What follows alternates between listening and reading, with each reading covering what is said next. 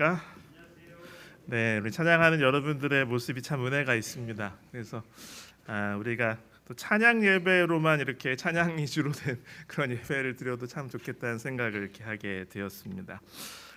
우리 오늘 주님께서 풍성한 복을 주시는 안식일 시간 맞으시길 바랍니다. 화면에 보이시는 여러분 아시는 우리 교회 행사를 잠깐 알려드리겠습니다. 아시는 대로 내일은요 안식일 예배 직후에 예언의 신 읽기운동 시상식과 2025년 후반기 장학금 전달식이 있습니다. 이곳은 감사패를 전달하고 비전센터 1층 카페로 옮겨서 우리 선정한 장학생들에게 우리 장학금을 전달하는 그런 뜻깊은 행사가 있습니다. 여러분이 이를 위해서도 함께 관심을 가져주시고 또 이러한 모든 일들이 주님의 영광을 드높일 수 있도록 함께 기도해 주시기를 바랍니다. 우리 이사야서 계속 보고 있고요. 42장 함께 보겠습니다. 42장 내용을 통해서 그는 쇠하지 아니하며 세상에 정의를 세우기에 이르리니 이런 말씀, 이런 제목을 가지고 오늘 하나님의 말씀을 살펴보겠습니다. 여러분이 점점 더 친숙한 그런 성경절들이 많이 이제 가면 갈수록 많이 나옵니다. 우리 오늘의 주제 성구는 우리 본문의 1절부터 4절까지를 정해 보았습니다. 우리 함께 소리를 맞춰서 낭독하시겠습니다. 내가 붙드는 나의 종, 내 마음에 기뻐하는 자, 곧 내가 택한 사람을 보라. 내가 나의 영을 그에게 주었은즉 그가 이방에 정의를 베풀리라. 그는 외치지 아니하며 목소리를 높이지 아니하며 그 소리를 거리에 들리게 하지 아니하며 상한 갈대를 꺾지 아니하며 꺼져가는 등불을 끄지 아니하고 진실로 정의를 시행할 것이며 그는 쇠하지 아니하며 낙담하지 아니하고 세상에 정의를 세우기에 이르리니 섬들이 그 교훈을 앙망하리라. 아멘. 우리가 흔히 여호와의 종의 노래라고 별명을 붙인 부분이 이제 계속 나오고 있습니다. 우리 본문의 말씀, 우리 1절부터 7절까지는 정의를 베푸는 여호와의 종을 이야기하고 있고요. 49장에 넘어가면 거기에 일부분은 바로 이 여호와의 종의 모습이 이스라엘과 열방의 빛이 된다라는 것을 강조하고 있습니다. 50장에 넘어가면 이 고난 가운데 순종하는 종, 고난과 모욕에 개의치 않고 주의 사명을 이루는 종이 나오고요. 그 다음에 우리에게 너무나 익숙한 이 52장부터 53장까지의 긴 부분은 바로 이렇게 고난을 받음으로써 대속하는 종, 많은 사람 인류의 죄와 허물을 대속하는 그 종의 모습이 나타나 있습니다. 그 중에서 42장이 바로 이 정의를 베푸는 그 종의 놀이라고 할 수가 있습니다. 이미 지난번에 잠깐 설명을 해드렸는데요. 이제 이사야서에 여호와의 종에 관한 예언이 나오는데 좀 이 종류가 있어요. 분류를 해보면요. 첫 번째는 41장 8절에 있는 말씀처럼 우선 이스라엘 백성, 하나님의 백성이 나의 종, 여호와의 종이다라고 이렇게 이야기를 하고 있습니다. 그런데 그 다른 종의 모습도 나오는데 그것은 이 누군지 정확히 드러나지 않습니다. 어떠한 한 인물이에요. 이름이 밝혀지지 않는데 42장, 50장, 52장, 53장 같은 데도 나오고 있습니다. 지난 시간에 말씀드린 것처럼 우리 그 시대로는 이것은 이 페르시아의 고레스 왕입니다. 그러나 이 42장 내용처럼 궁극적으로는 예수 그리스도를 이야기하고 있습니다. 그래서 고레스에게 일부분 그 시대에 성취되었다면 이 모든 예언이 예수님의 사역을 통해서 온전하게 성취가 되는 것이죠. 여기 우리 교회 성경 주석에는 이렇게 설명을 하고 있습니다. 여기서 종은 42장의 종입니다. 그리스도를 지칭한다. 앞부분에 나오는 그 종을 이야기합니다. 마태복음 12장 18절에서 이 예언을 특별히 그리스도께 적용시켰다. 실로 본장에 언급된 많은 표현은 다른 이에게 적용할 수 없다. 예수님은 지정된 사명을 수행하도록 당신의 아버님께로부터 보내심을 받았다고 자주 말씀하셨다. 당신의 사업의 성격에 관하여 예수님은 이렇게 선언하셨다. 인자가 온 것은 섬김을 받으려 함이 아니라 도리어 섬기려 하고 자기 목숨을 많은 사람의 대속물로 주려 함이니라. 그분은 또 나는 섬기는 자로 너희 중에 있노라고 말씀하셨다. 이사야는 본장과 또 이어지는 장들에서 구약의 어느 책보다도 메시아와 그분의 지상에서의 사명에 관해 가장 완전한 묘사를 제공한다. 주로 이 예언들 때문에 이사야는 복음 선지자로 알려졌다. 그래서 구약의 복음서라는 별명이 붙은 이유도 이사야 내용의 후반부 내용 때문이라고 이미 말씀을 드렸습니다. 이사야 42장 내용의 구조를 좀 먼저 살펴보면요, 1절부터 9절까지는 예언한 하나님께서 보내실 여호와의 종의 성품, 품성과 사역을 이야기하고 있습니다. 그 다음에 10절과 12절은 여호와를 찬양하라라는 그러한 호소, 그러한 권유가 울려 퍼집니다. 바로 여호와의 종을 보내시는 하나님의 구원 사역 때문이겠죠. 그 다음에 13절과 17절에는 이제 약간 다른 모습이 나타나는데요, 여호와 하나님께서 일어나십니다. 이제 심판, 권위를 가지고 온 세상을 심판하기 위해서 일어나시는 모습이 등장하고요. 18절로부터 25절까지는 하나님께서 진노하실 것이라는 이야기와 함께 이스라엘, 당신의 백성의 정말 그렇게 호소하고 하나님께서 거듭 말씀하셔도 듣지 않고 거역하는 완악함에 관해서 이야기를 하고 있습니다. 그래서 이 1절부터 17절까지 있는 말씀은 하나님께서 얼마나 하나님의 백성들을 사랑하고 구원하기 원하시는지 하나님의 절절한 노력과 분명한 약속이 있다면, 18절부터 25절까지는 그러나 현재의 암담한 그러한 백성들의 그런 모습, 무관심하고 하나님께 귀를 기울이지 않는 그런 모습에 참 안타까워하는 그런 내용이 나온다고 볼 수가 있습니다. 그래서 오늘의 본문은 이 본문의 순서를 조금 역순으로 살펴보면 좋을 것 같습니다. 먼저 18절부터 25절인데요. 한 절 한 절 읽으면서 함께 같이 보겠습니다. 제가 읽겠습니다. 18절입니다. 너희 못 듣는 자들아 들으라, 너희 맹인들아 밝히 보라. 이것은 당연히 비유적인 표현입니다. 영적인 맹인, 신앙적인 맹인, 신앙적인 청각장애인, 바로 하나님의 백성을 향해서 정말 안타까움에 이렇게 이야기를 하시는 것입니다. 하나님의 거듭되는 호소를 계속해서 외면하는 목이 곧은 백성입니다. 세상에만 정신이 팔려 있어서 제정신을 차리지 못하는 그런 사람들이죠. 19절에 맹인이 누구냐? 내 종이 아니냐? 누가 내게 보내는 내 사자같이 못 듣는 자겠느냐? 누가 내게 충성된 자같이 맹인이겠느냐? 누가 여호와의 종같이 맹인이겠느냐?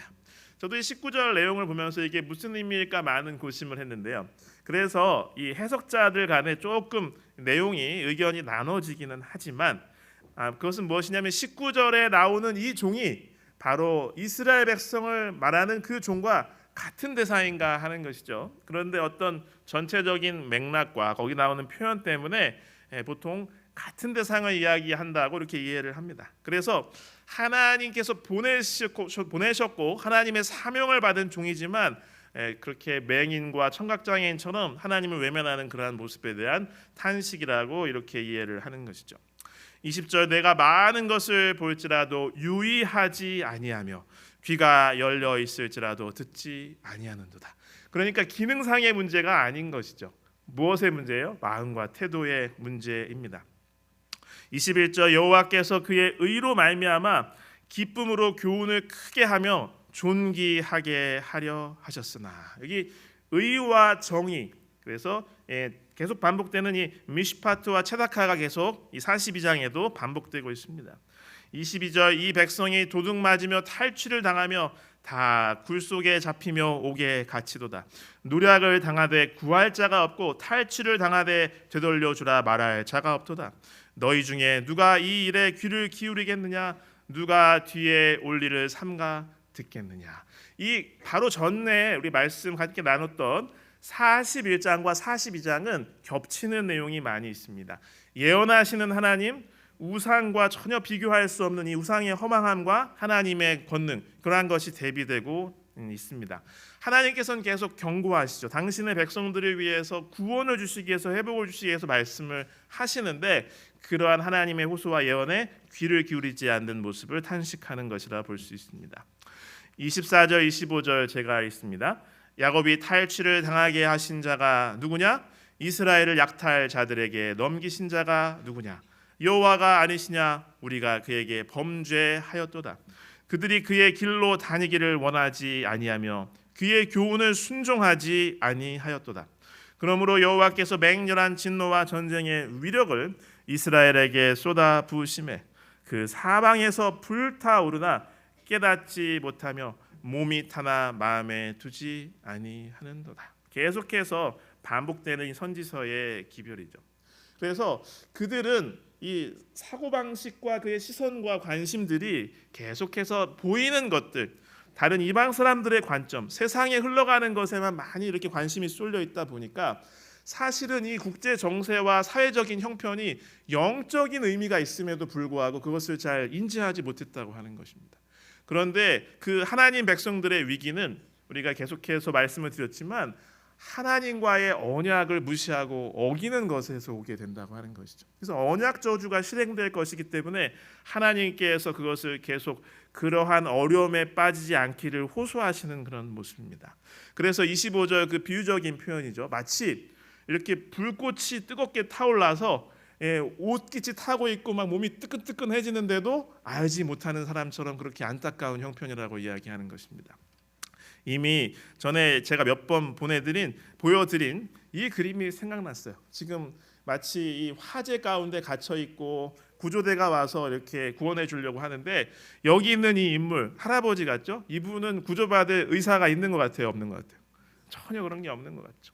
그러한 딱한 형편을 하나님께서 호소하시는 겁니다. 야, 너 지금 이제 타고 있다. 이제 망한다. 그런데 제발 내 호소를 들어라. 예언을 좀 귀를 기울이고 희망을 품어라. 회복될 길이 있다. 구원의 길이 있다 말씀하시는데 지금 형편은 그들이 전혀 외면한다고 하는 것이죠. 이 똑같은 기별을 예수님께서도 외치셨습니다.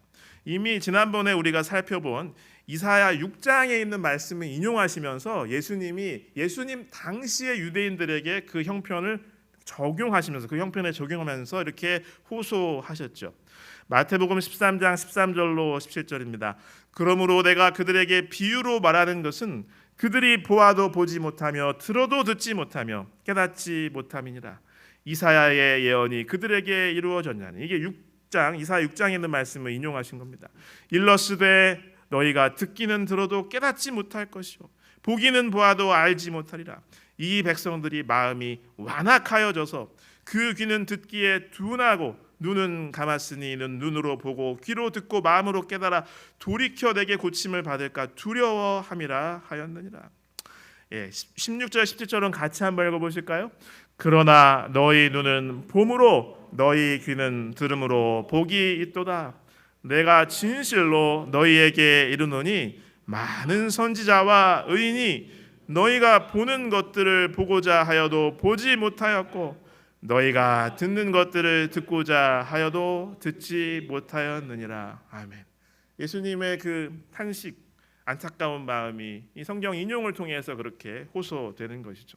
그 메시아를 보기 위해서 정말 메시아가 오셔서 진리를 선포하시고 병자를 고치고 천국을 보여주시는 그 모습을 보기 위해서 얼마나 많은 구약의 선지자들과 또 예언이 있었지만 그 당시 예수님께서 활동하실 때 주류 종교 지도자들과 이 주류를 이루고 있는 유대인들은 예수님을 배척하고 알아보지 못했다고 하는 것이죠. 똑같은 얘기를 하고 있는 것입니다. 그 말씀을 하신 것입니다.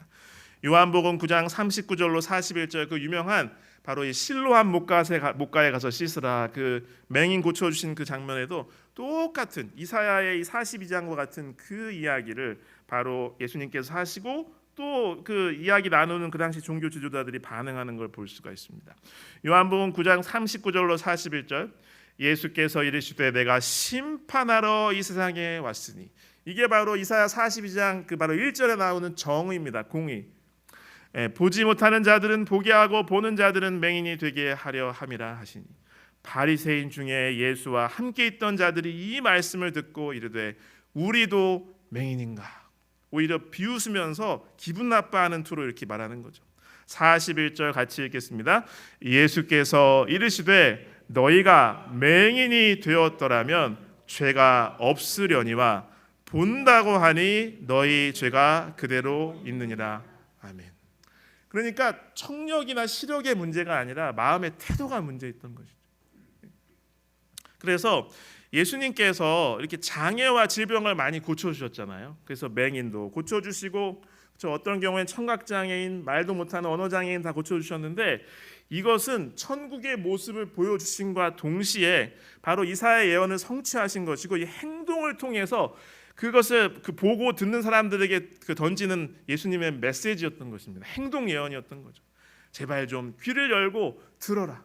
눈을 뜨고 하나님의 말씀을 보아라. 하나님의 호소를 보아라라는 그런 행동으로 호소하시는 그 내용이었던 것이죠. 오늘 본문의 이 말씀을 통해서 이러한 것을 생각해 보게 되었습니다. 계속해서 하나님께서는 나에게도 호소하십니다. 돌이키기를, 회개하기를 호소하시는 거죠. 이 말씀을 통해서 그러한 주님의 음성에 눈을 돌리지 말고, 눈을 감지 말고, 귀를 닫지 말고 귀를 기울이게 되시기를 간절히 바랍니다. 여러분이 너무나 잘 아시는 이 타이타닉호 침몰 사건을 아시죠? 1912년 4월 14일 밤이었습니다. 대사형, 그렇죠? 거기 그 영국 유럽 쪽에서 미국으로 가는 그런 배였죠. 그 당시 세계 최대의 호화 여객선이었습니다. 타이타닉호. 이름도 거인 이렇게 붙였죠. 그런데 안타깝게도 빙산과 충돌해서 침몰하였습니다. 탑승자 2,208명. 그 중에서 1,500명 이상이 다 사망했습니다. 그래서 사상 최악의 해난 사고 중에 하나라고 그렇게 이야기를 하는 것입니다. 근데 그때 이것을 이렇게 구조된 한 사람이 이렇게 스케치를 했더라고요. 당시 17살이었던 존 B 잭 테이어 주니어라는 사람이 그 침몰 다음 날 아침 구조선에 올라가서 그 있던 상황을 이렇게 스케치를 했답니다. 그리고 그것을 가지고 다른 사람이 그것을 기초로 해서 이렇게 그려서 그래서 이렇게 알려지게 되었다고 합니다. 그래서 처음에는 이것이 잘 믿어지지가 않았는데 나중에서야 1985년에 그 난파선이 발견됐거든요. 사람들이 뭐를 못 믿었냐면 배가 이게 두동강 났다는 걸 믿지 않았는데 실제로 가서 그 잔해를 발굴해 보니까 실제로 이렇게 배가 두동강이 났던 거죠. 그래서 이런 식으로 이렇게 결국은 침몰하게 되었는데요. 그래서 이게 사실 이거 조사 결과라든지 이런 보고서들 그다음에 이것을 가지고 자료를 모아서 낸 책 이런 것들도 있더라고요. 그런데 바로 이 타이타닉호가 이렇게 비극적인 침몰과 많은 사람의 인명이 그렇게 손실된 그러한 원인에는 바로 경고를 무시했기 때문이라고 하는 것입니다. 최소 6차례 이상 경고가 있었다는 거예요. 그 지나가는 지역이 빙산이 많은 지역이니까 조심하라라는 경고가 있었대요. 그런데 그것을 무시했다는 거죠. 그 통신사들이 있었지만 그 승객들의 개인적인 정보나 이런 것들을 이렇게 처리하는 일에 관심을 두면서 경고를 무시했다는 것입니다. 그 다음에 선장과 1등 항해사는 이 배의 능력 이 정도라면 이 정도의 우리가 규모와 이 정도의 힘과 이 정도의 크기라면 능히 그런 것들 헤쳐나갈 수 있을 것이라고 대수롭지 않게 생각하고 속도도 줄이지 않고 이렇게 계속 빨리 갔다고 하는 것입니다. 왜 그러냐면 이게 사상 최대의 대단한 함선이었고 이 운수 회사, 해운 회사끼리 약간 경쟁도 있어가지고 이 처녀 항해의 기록을 달성하기 위해서 저런 경쟁사보다 뭔가 더 잘해야 되기 때문에 그것에 관심을 들였다는 거예요. 결국은 재앙이었죠. 이 뒤늦게서 이제 육안으로서야 빙산을 발견하게 되었고 이 배를 돌리기에는 속도가 너무 빠르고 시간이 너무 없었다고 하는 것입니다. 결국 충돌하게 되었고 2시간 40여 분 만에 완전히 침몰하게 되었고 1,500명이 넘은 사람들이 다 이렇게 죽게 되었습니다. 그런데 이 구명보트조차 부족해가지고 그렇게 많은 사람이 죽었다고 하는 것입니다. 바로 과신과 교만, 이 맹목적인 이 어떤 자기들의 준비한 것과 배에 대한 그런 맹신, 그 다음에 경고를 무시하고 그것을 무시했어요. 이게 잡음 정도로 생각했습니다. 그 다음에 준비를 철저히 하지 못했습니다. 기본적인 안전 조치가 없었습니다. 그러므로 결국 그렇게 큰 비극을 맞게 되었다고 하는 것이죠. 우리의 인생과 신앙생활에도 마찬가지인 것 같습니다. 우리 하나님께서 우리에게 호소하시는 그 회개하라는 그 호소에 귀를 기울이시기를 간절히 바랍니다. 우리 이어서 13절부터 17절까지 좀 보겠는데요. 우리 13절을 같이 한번 읽어보겠습니다. 본문 13절입니다. 여호와께서 용사같이 나가시며 전사같이 분발하여 외쳐 크게 부르시며 그 대적을 크게 치시리로다. 그러니까 하나님께서는 계속 경고만 하시는 게 아니고요. 정말 이렇게 안타까워만 하시는 게 아니고 눈물을 흘리거나 외치기만 하시는 게 아니고요. 또 우리 이 서두 42장 서두에 나온 것처럼 그 정말 목소리가 거리에 들리지 않게 온유하고 이렇게 내세우지 않는 그러한 여호와의 종의 모습으로만 그렇게 등장하시는 게 아니고 여호와 하나님께서 용사같이 큰 소리로 이렇게 일어나실 때가 있다고 하는 것입니다. 그것은 바로 여호와의 대적과 하나님의 백성을 그렇게 괴롭히는 그 대적들, 그 악의 무리들을 이제 집행하시기 위해서 그들에게 심판을 실행하시기 위해서 일어난다고 하는 것이죠. 14절 내가 오랫동안 조용하며 잠잠하고 참았으나 내가 해산하는 여인같이 부르짖으니 숨이 차서 심히 헐떡일 것이라. 그렇죠? 정말 하나님께서 정말 큰 고통 속에 힘을 쓰시면서 그것이 고통이 온 몸의 그 표현과 소리로 드러나면서 그렇게 애쓰시면서 무엇인가를 이렇게 행동하시는 모습을 보여주고 있습니다. 하나님께서는 오래 참으세요. 그러나 하나님께서 심판을 하실 때가 반드시 있음을 기억하시길 바랍니다. 그리고 하나님께서는 형벌도 주십니다. 그래야 천국이 오기 때문이죠. 정의를 실현하실 때가 있는 것입니다. 그래서 하나님의 극심한 고생은 마치 아기를 출산하는 그 산모의 모습으로 표현이 되는 건데 이곳에서 저는 희망이 있다고 생각했어요. 하나님께서 무섭게 아주 그냥 큰 분기탱처럼 정말 열정을 가지고 이렇게 대단하게 일어나시지만 하나님의 그 대단한 고생과 노력을 통해서 결국은 새로운 생명이 탄생하는 거예요. 이 하나님의 심판을 하시는 모습인데 결국은 생명이 탄생하는 것을 하나님께서 하시는 것이죠. 여기 15절 내가 산들과 언덕들을 황폐하게 하며 그 모든 추목들을 마르게 하며 강들이 섬이 되게 하며 못들을 마르게 할 것이며 이렇게 재앙과 모든 것이 파괴되는 그러한 것이 선언이 되는데 여기서 이 비유적인 표현으로 이 산들과 언덕들은 하나님의 백성들을 괴롭히는 이방의 세력과 하나님을 대적하는 세력이라고 볼 수가 있는 것입니다. 여러분이 산들과 언덕들 어쩌면 우리를 둘러싼 풍요로운 환경인 것 같아요. 그 유다 백성들은 현세의 어떠한 것들에 너무 정신이 팔려 있었던 것 같습니다. 나를 둘러싼 세상적인 풍요로움이요 자칫하면 나에게 하나님을 저버리고 신앙을 잃어버리게 만드는 유혹거리가 될 수 있다는 사실을 우리는 기억해야 할 것입니다. 그러나 그 모든 것이 완전히 사라질 때가 분명히 온다고 하는 것이죠. 16절 제가 읽겠습니다. 내가 맹인들을 그들이 알지 못하는 길로 이끌며 그들이 알지 못하는 지름길로 인도하며 암흑이 그 앞에서 광명이 되게 하며 구분대를 곧게 할 것이라. 내가 이 일을 행하여 그들을 버리지 아니하리니. 하나님께서 무서운 심판을 집행하시기 위해서 일어나셨는데요. 그런데 하나님께서 하시는 일은 뭐냐면 하나님의 백성들을 치유하시고 회복시키시는 일이에요. 그래서 오히려 맹인들을 바른 길로 안내하신다는 거죠.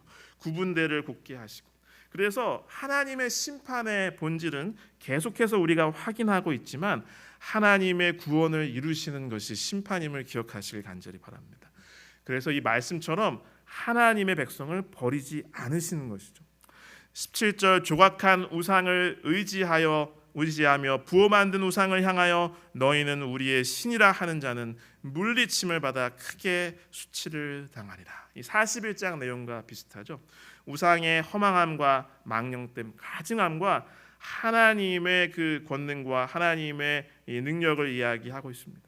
그래서 우상을 섬기면서 하나님의 백성을 압박하고 좀 군사적으로 괴롭히고 조롱하는 그 이방의 강력한 적들은 반드시 멸망하게 될 거고요.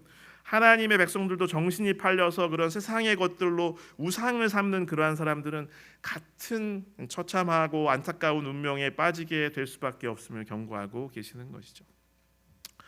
여기 예수님께서도 이 제자들과의 대화에 바로 이러한 이야기, 이러한 같은 주제를 이야기하신 것을 기억합니다. 여기 누가복음 13장 1절로 5절에 있는 말씀인데요. 이제 남자분들이 저와 함께 같이 한번 읽어보겠습니다. 누가복음 13장 1절부터 5절입니다. 그때 마침 두어 사람이 와서 빌라도가 어떤 갈릴리 사람들의 피를 그들의 제물에 섞은 일로 예수께 아뢰니 대답하여 이르시되 너희는 이 갈릴리 사람들이 이같이 해 받음으로 다른 모든 갈릴리 사람보다 죄가 더 있는 줄 아느냐? 너희에게 이르노니 아니라. 너희도 만일 회개하지 아니하면 다 이와 같이 망하리라. 또 실로암에서 망대가 무너져 치어 죽은 18사람이 예루살렘에 거한 다른 모든 사람보다 죄가 더 있는 줄 아느냐? 너희에게 이르노니 아니라. 너희도 만일 회개하지 아니하면 다 이와 같이 망하리라. 그래서 세상에 끔찍하거나 참 무서운 일이 일어났을 때 사람들은 예수님께 이렇게 하나님께 의문을 가지고, 아니 그들이 어떤 특별하게 더 나쁜 사람들이라서 죄가 있어서 그런 일을 당했나요? 라고 생각을 한다고 하는 것입니다. 그런데 예수님께서는 그걸 생각할 것이 아니라 바로 질문을 던지는 그 너희들도, 모든 사람들도 회개하지 않고 자신의 길을 고집한다면 어느 날 갑자기 이렇게 멸망이 닥쳐올 것이라고, 그것을 관심을 가지라고 호소하시는 것이죠. 이사야의 본문과 같은 주제로 베드로는 우리에게 호소하고 있습니다. 일부러 제가 쉬운 성경 본문을 준비를 했는데요. 그냥 이렇게 쭉 읽어보시면 베드로의 그 마음과 그 뜻이 전달이 되기 때문에 제가 쉬운 성경 본문을 좀 읽어보겠습니다. 그 후 하나님께서 세상을 홍수로 멸하셨습니다. 또한 동일한 하나님의 말씀이 지금 이 세상의 하늘과 땅을 지키고 있습니다. 우리가 살고 있는 이 세상은 불로 멸망당할 것인데 마지막 심판 날에 하나님을 믿지 않고 거역한 사람들과 함께 멸망될 것입니다. 그러나 사랑하는 여러분, 이 한 가지만은 잊지 마십시오. 주님께는 하루가 1000년 같고 1000년이 하루와도 같습니다. 우리 주님은 하시기로 약속하신 것을 뒤로 미루시는 분이 아닙니다. 어떤 사람들은 더디다고 생각할지도 모릅니다. 그러나 이것은 하나님께서 우리를 위해 오래 참으시기 때문입니다. 하나님께서는 한 사람이라도 멸망하지 않고 모두 회개하고 돌아오기를 바라고 계십니다. 하지만 주님의 날은 도적같이 갑자기 올 것입니다. 하늘이 큰 소리를 내며 사라지고 하늘에 있는 모든 것들이 불에 의해 녹을 것입니다. 또한 땅과 땅에 있는 모든 것들도 불타버릴 것입니다. 모든 것이 이렇게 다 타버릴 텐데 여러분은 어떤 사람이 되어야 하겠습니까? 거룩하고 경건하게 살아야 하지 않겠습니까? 여러분은 그날이 오기를 손꼽아 기다려야 합니다. 그날에 하늘과 하늘에 있는 모든 것이 불타 없어지겠지만 하나님께서는 우리에게 약속하셨습니다. 정의가 살아있는 새하늘과 새 땅을 우리에게 주시겠다고 말입니다. 사랑하는 여러분, 그날을 기다리며 죄를 멀리하고 흠없이 살도록 노력하십시오. 하나님과 평안 가운데 거하시기를 바랍니다. 우리 주님의 오래 참으심으로 우리가 구원받았다는 사실을 잊지 마시기 바랍니다.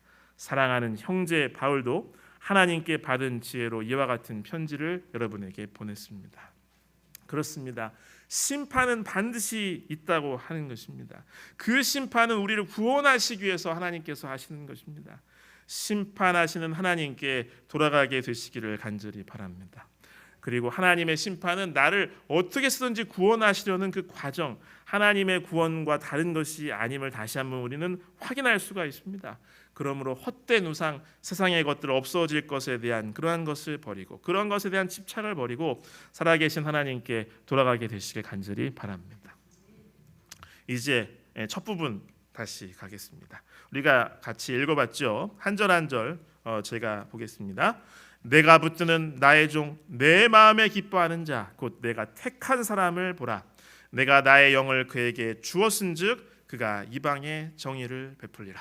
이제 하나님께서 보내시는 구원자를 하나님께서 예언하십니다. 하나님께서 구원하실 것을 선포하시는데, 여기 그 이방의 정의를 베풀리라, 바로 그것이 아까 말씀드린 바로 심판, 통치, 공의, 법령이라고 하는 그 미시파트입니다. 그래서 첫 번째부터 이사야 서두부터 그 어떤 내용이 단락이 진행될 때마다 하나님의 이 구원은 단지 하나님의 백성에게만 국한되지 않음을 이야기합니다. 모든 이방에게 하나님께서는 심판과 구원과 법을, 공의로움을 베푸시는 것이죠.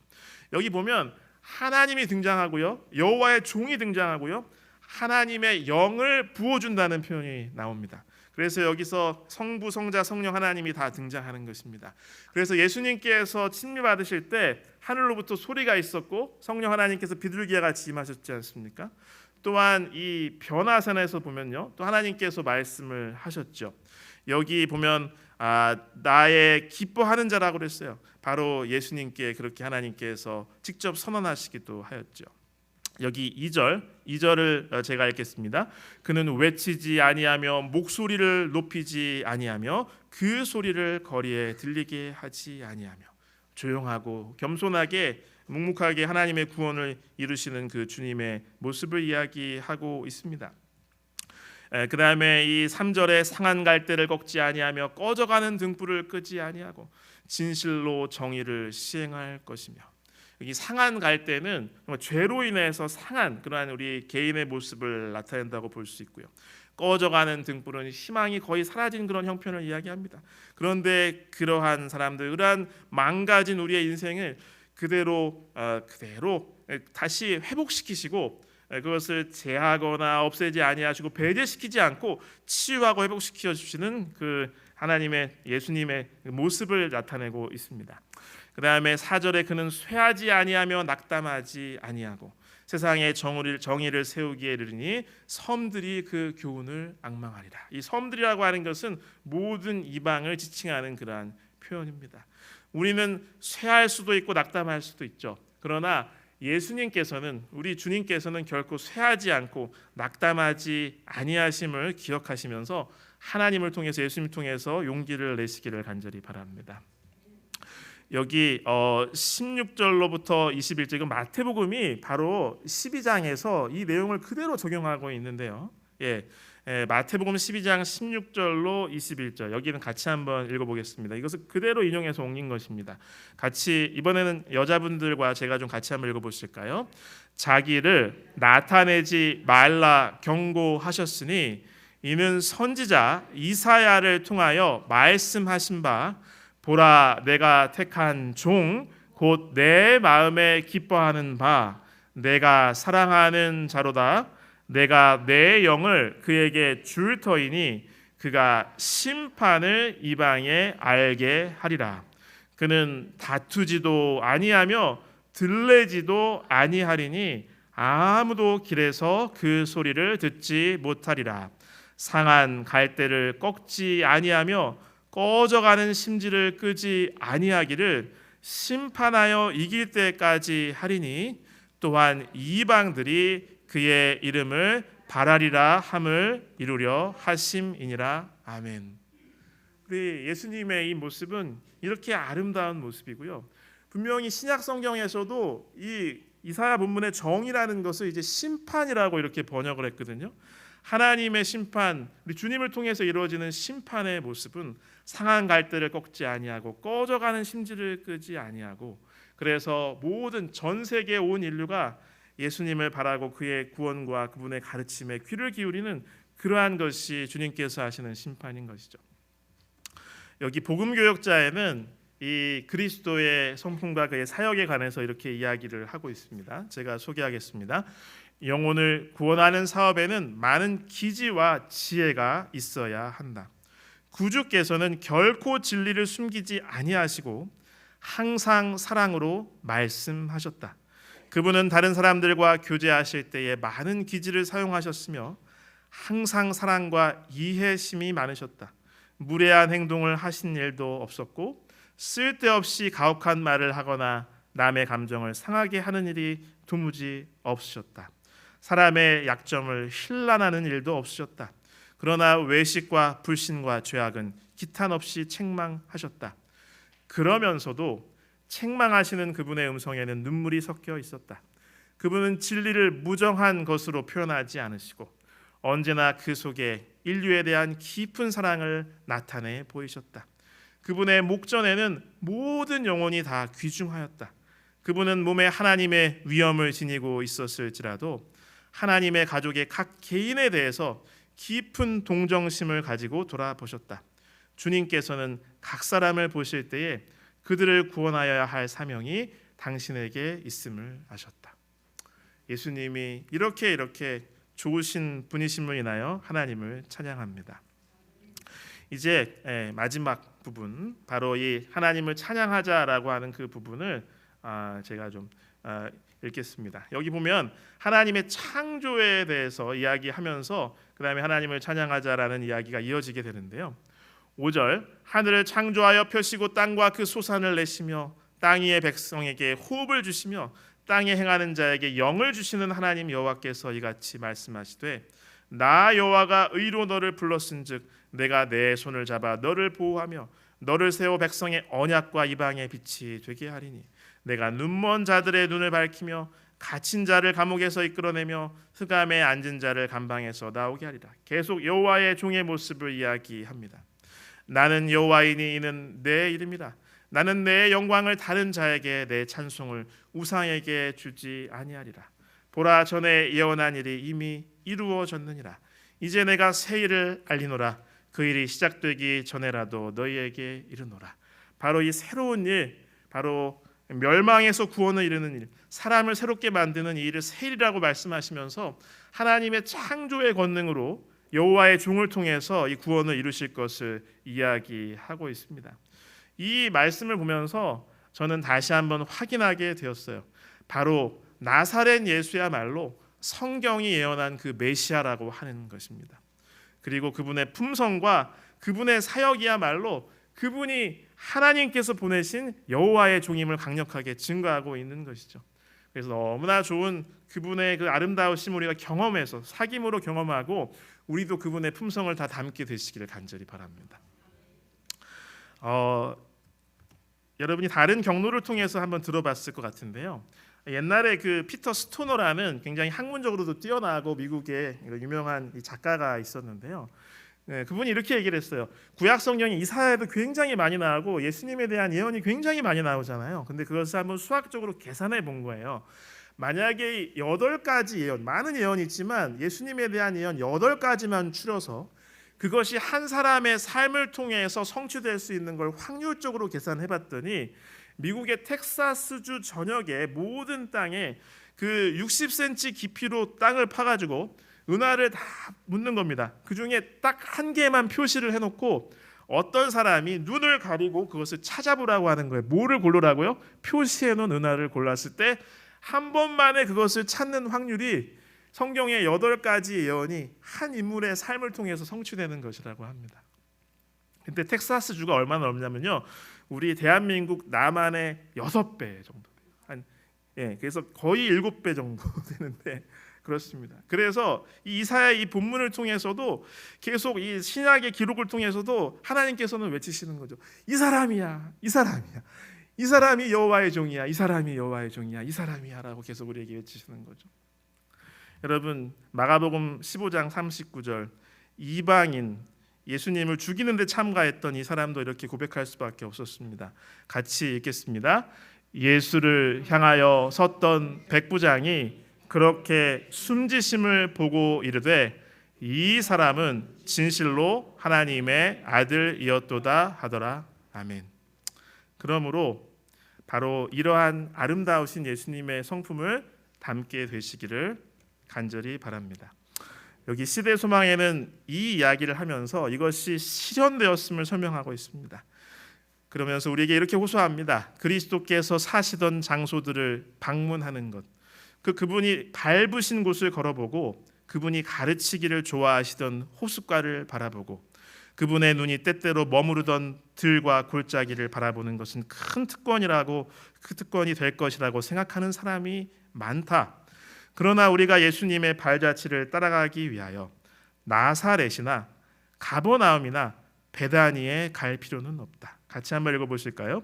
우리는 병상곁이든 비곤한 오두막집이든 사람이 많이 모인 대도시의 뒷골목이든 인간의 마음에 위안이 필요한 곳이라면 어디서든지 예수님의 발자취를 찾을 수 있다. 예수님이 지상에 계실 때 행하신 것처럼 행할 때 우리는 그분의 발자취를 따라갈 수 있다. 아멘. 너무나 아름답고 너무나 좋은 그 예수님을 우리도 경험하고 닮게 되시길 간절히 바랍니다. 그러므로 그러한 구원을 이루시는 하나님께 마땅히 찬양하라고 이 본문은 외치고 있습니다. 이 부분 다 같이 읽겠습니다. 10절, 11절, 12절이에요. 여기서 이 비유적인 모든 단어들은 사실 모든 이방 사람들 다 전 인류를 이야기하는 것입니다. 같이 읽겠습니다.